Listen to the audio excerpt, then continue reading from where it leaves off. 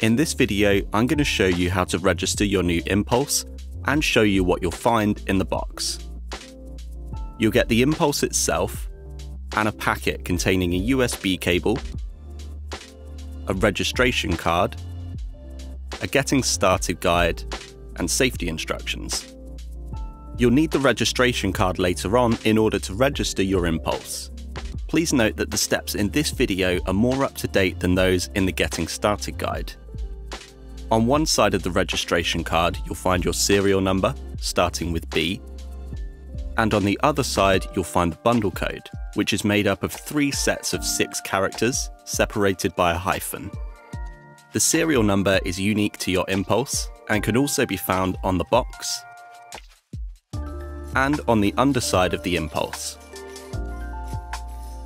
Your bundle code can be found on the back of the registration card. Registering your Impulse gives you access to a range of bundled software, which you'll find inside your Novation account once registered. To register your Impulse, go to novationmusic.com. Click on this icon in the top right of the page.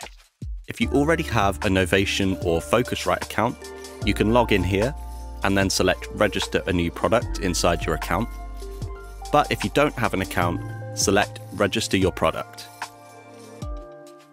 Enter the details shown on screen and then select Create an account. Here, ensure that Novation is selected under the Brand drop-down menu, and then select your Impulse from the Product drop-down menu. Enter your serial number, which you can find on the registration card, on the box, and on the underside of the Impulse. Enter the required details about your purchase, and then enter your 18-digit bundle code, which is 3 sets of 6 characters, separated by a hyphen.